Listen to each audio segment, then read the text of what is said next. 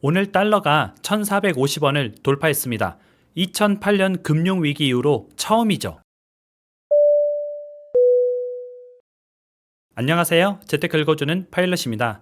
오늘 정말 중요한 내용이에요. 오늘 어떻게 보면은 지금 우리나라가 금융위기로 가고 있다 이렇게 볼 수도 있을 정도인데요. 그 이유가 달러가 1,450원을 돌파했는데 이게 2008년 정확히는 16년 만의 일입니다.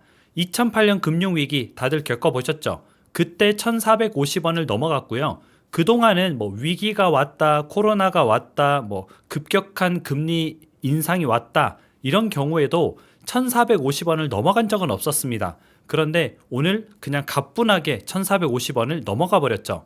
그 이유는 미국이 금리 인하를 하면서 미국의 FOMC 의장이죠. 파월 의장이 매파적인 발언을 했기 때문에 그렇습니다. 우리나라만 그런 게 아니고요. 미국 주식도 어제 밤 사이에 굉장히 폭락을 했죠. 그동안 천장 높은 줄 모르고 계속 올라가던 테슬라도 8%가 떨어졌습니다. 그 떨어진 금액이 무려 200조, 하룻밤 사이에 200조가 날아갈 정도로 굉장히 미국 증시도 어제 좋지 않았죠. 뭐 테슬라뿐만 아니라 뭐 애플, 뭐 엔비디아, 뭐 구글, 아마존 가릴 거 없이 다 폭락을 했습니다. 그 영향으로 오늘 국내 증시도 엄청나게 폭락을 했죠. 그래서 지금 오늘 상황이 굉장히 좀 심상치 않다 그렇게 생각이 되고요. 오늘 어떤 내용인지 여러분들이 꼼꼼하게 공부하고 알고 있으면 대비하는데 도움이 될 것 같습니다. 그리고 제가 만든 AI가 찾아주는 나의 집 착한 부동산 앱이 구글 플레이 스토어에서 부동산 분야에서 1위를 했습니다. 진심으로 감사드리고요.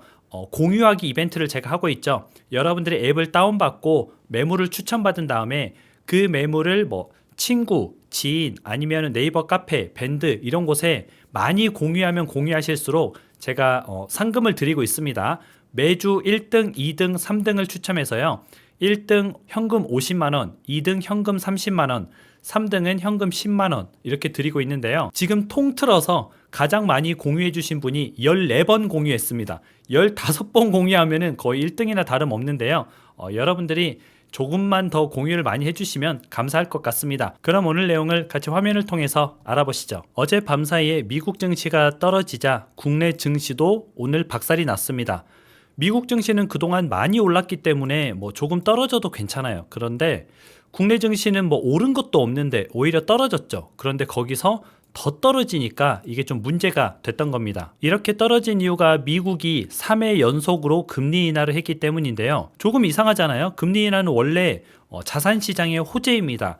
금리를 내리게 되면 시중에 돈이 늘어나게 되고 돈이 늘어나니까 당연히 자산의 가치가 자연스럽게 올라가는 그런 효과가 나타나야 정상인데 그럼 이제 주식도 자산이니까 주식도 올라가야 정상인데 이게 떨어진 거죠. 그 이유가 이제 금리 인하 발표하고 나서 미국 FOMC 파월 연준 의장이 매파적 발언을 했기 때문입니다. 제가 전에도 말씀드렸죠. 매파와 비둘기파가 있다. 비둘기는 뭔가 좀 좋아 보이죠. 그래서 온순한 그런 뜻이고요. 매가 조금 사납잖아요. 그래서 매파적인 발언은 금리를 내리지 않을 거야. 이런 게 매파적인 거고요. 비둘기는 금리를 내릴 거야. 뭐 이런 겁니다. 그런데 비둘기파 발언이 아니라 매파, 금리를 내리지 않을 거야. 금리 올릴 수도 있어. 뭐 금리를 적게 내릴 거야. 이런 발언을 하다 보니까 그 후폭풍이 이제 주식시장에 바로 반영이 된 거죠. 그 덕에 이제 천장을 모르던 테슬라가 하루 만에 8% 가까이 폭락을 했습니다. 앞에서 말씀드린 대로 뭐 대략 한 200조 정도 떨어졌거든요. 우리나라의 삼성전자가 뭐 한 330조 정도 되니까 거의 삼성전자의 3분의 2가 하루 만에 날아가 버린 거죠. 그래서 엄청난 금액이 공중분해될 정도로 그 매파적인 발언이 굉장히 시장에는 악영향을 줬다 이렇게 생각하시면 되고요. 테슬라만 그런 게 아니라 우리가 알고 있는 애플, 아마존, 구글 그리고 엔비디아 굉장히 핫하잖아요. 이런 주식들조차도 이런 대장주들조차도 전부 폭락을 했습니다. 그래서 어제 밤 사이에 뭐 미국 주식이 박살이 났다 이런 뉴스가 굉장히 많이 나왔죠. 그런데 이제 앞에서 잠깐 얘기했지만 금리 인하는 호재 아니었나? 이거 호재 아니야? 이거 올라가야 되는 거 아니야?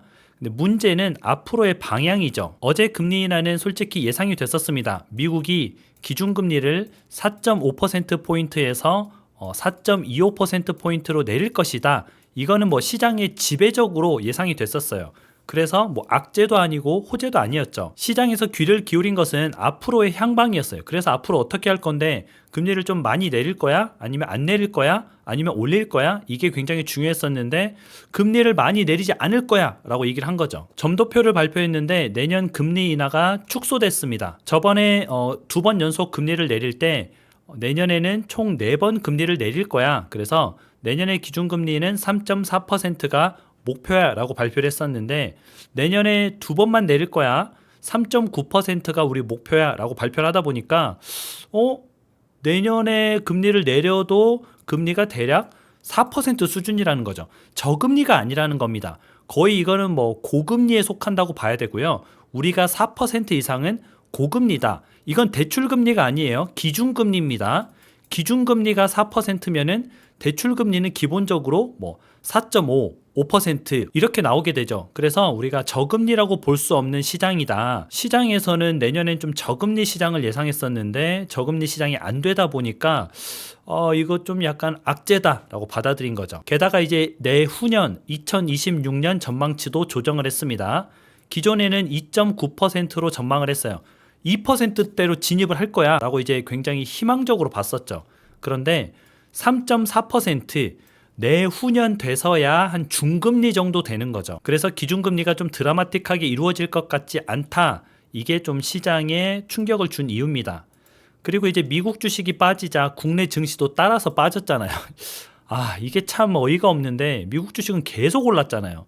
계속 올라간 상태에서 뭐 오늘 많이 빠졌다고 하더라도 이런 상황입니다. 국내 증시는 많이 빠졌는데 조금 살아나려고 하니까 미국 증시가 빠지니까 뭐 그냥 따라서 내리꽂아 버렸죠.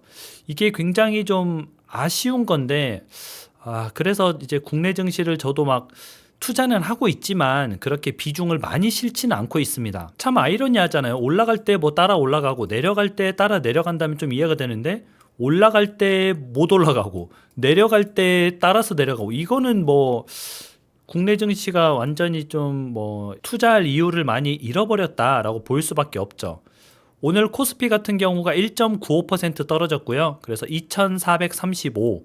지금 원래대로라면은 2500선 위에서 놀아야 되거든요. 근데 2500선도 지금 못 지키고 2400대에서 놀고 있는데 그마저도 거기서 더 떨어진 거죠. 코스닥 같은 경우에는 개인적으로는 여러분들이 안 했으면 좋겠습니다. 코스닥 주식은. 지금 코스닥은 3년째 떨어지고 있거든요. 지금 3년 전에 대략 한 1000포인트 정도 됐습니다. 그때부터 계속 떨어지기 시작해서 지금 680까지 내려왔거든요. 그래서 웬만하면 코스닥은 하지 않는 게 좋다. 코스닥보다는 미국의 나스닥을 하는 걸 저는 개인적으로 좀 추천을 드리고 있고 그래서 2019년도부터 여러분들하고 같이 좀 모아가고 있죠. 코스피는 저 정도 떨어졌지만 우리나라 증시를 이끌고 있는 삼성전자 같은 경우는 그나마 한 5만 5천 원 다시 온화했습니다. 뭐 이 정도 온화했는데 이게 깨지고 오늘 3.28% 하락하면서 53,100원까지 떨어졌죠. 코스피 지수보다 좀 더 떨어진 건데요. 아무튼 뭐 삼성전자는 우리가 모아가고 있는 단계니까 오히려 지금은 주가가 올라가지 않는 게 좋긴 합니다. 지금 달러 같은 경우에는 금융위기 이후에 처음으로 1,450원을 돌파했습니다. 금융위기가 2008년이잖아요. 2008년이면은 지금으로부터 이제 16년 전이거든요. 16년 전에 이거 넘으면서 굉장히 위험하다 이랬는데 16년 만에 다시 금융위기 수준으로 올라온 겁니다. 달러가 1년 동안 이렇게 올랐거든요. 지금 1,300원에서 1,450원까지 올라왔으니까 뭐 오늘은 지금 1,452원이죠. 1,450원도 뚫었죠.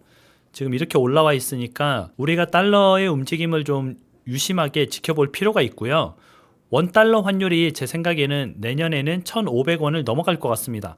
원래는 1,450원도 제가 내년 초쯤에는 1,450원을 갈 것 같다 이렇게 말씀드렸는데 그게 생각보다 빨리 왔어요. 그럼 1,500원도 좀 생각보다 빨리 올 수 있다는 뜻이죠. 이렇게 달러가 폭등한다는 말은 국내 경기가 더 어려워진다는 뜻입니다. 달러가 올라간다는 뜻은 달러가 귀해진다, 달러 가치가 높아진다. 그럼 상대적으로 우리나라 돈, 원화의 가치가 낮아진다. 전 세계에서 우리나라 돈의 가치가 떨어지는 겁니다. 물론 우리나라가 해외로 수출하는 상품의 가격이 낮아져서 어느 정도 이득을 보긴 하지만 그거는 해외로 수출하는 잘 나가는 몇몇 기업들이 해당되는 거지 우리나라 전체적인 경기를 보게 되면은 어려워진다 이렇게 볼 수가 있죠. 지금 가장 큰 문제점이 우리나라가 경기가 안 좋다는 게 문제거든요. 전 세계가 경기가 안 좋으면 괜찮습니다. 그런데 우리나라만 경기가 유독 좋지 않습니다. 이렇게 생각하면 돼요. 경기가 안 좋으면은 금리를 인하해서 경기를 부양시키려고 합니다. 근데 경기가 좋으면은 금리를 인상하죠. 또는 인하하던 것을 줄이죠. 그런데 오늘 보니까 미국이 금리를 많이 인하하겠다, 경기를 좀 살려야겠다 이렇게 했다가 생각보다 경기가 잘 살아나는 거예요. 그러다 보니까 많이 안 내려도 되겠는데 우리는 경기가 좋은 것 같은데 라고 판단을 한 거죠. 그래서 지금 미국 같은 경우는 경기가 어느 정도 살아나고 있다 이렇게 볼 수가 있고요. 우리나라는 뭐 여러분도 아시다시피 경기가 지금 뭐 박살이 났죠. 그런데 이제 또 급격한 금리 인하는 자산 가격의 상승을 불러올 수도 있습니다. 그래서 오히려 미국이 금리를 드라마틱하게 계속 내리면은 자산 가격이 올라갈 수도 있어요. 주식이나 부동산이 올라갈 수도 있습니다. 그런데 금리를 아주 천천히 내린다는 뜻은 자산 가치를 올리겠다는 뜻이 아니죠. 이렇게 어설픈 금리 인하는 경기만 계속 침체시킵니다. 그러니까 금리가 확 내려오면은 돈이 좀 풀릴 텐데 그것도 아니고 금리를 뭐 찔끔찔끔 내리니까 이게 영향이 시장에 크게 있지 않은 거죠. 우리나라도 금리를 어설프게 쬐끔쬐끔 내리는 그런 시기가 오겠죠. 그러면 뭐 자산 가격이 올라가는 게 아니라 그냥 경기만 계속 침체가 됩니다. 그래서 제 생각에는 경기 침체가 곧 위기다 이렇게 생각을 하고요. 지금 그 위기가 다가오고 있죠. 이런 경기 침체는 위기지만 하지만 우리가 공부를 하고 준비를 하면은 그게 바로 기회죠. 그래서 우리가 이렇게 계속 공부를 하고 있는 거고요. 우리가 저기 멀리 떨어진 미국이 뭐 금리를 올리는지 내리는지 알아야 돼요. 이렇게 생각하면은 절대 안 됩니다. 여러분들이 남들보다 한 발 앞서서 저기 바다 건너에서 저런 행동을 하고 있고 저게 우리나라에 어떤 영향을 주는구나. 우리나라는 지금 어떤 상황에 처해 있구나. 이걸 잘 알고 있어야 여러분들이 다른 사람들보다 더 돈을 잘 벌 수가 있겠죠. 그래서 우리는 계속 이렇게 열심히 좀 공부하면서 위기도 기회로 바꿔보는 그런 좋은 기회가 되었으면 좋겠습니다. 앞으로도 여러분들한테 이런 소식을 쉽고 빠르게 전달해 드리도록 하겠습니다. 그럼 오늘 저녁도 좋은 저녁 되세요. 다음에 다시 만나요.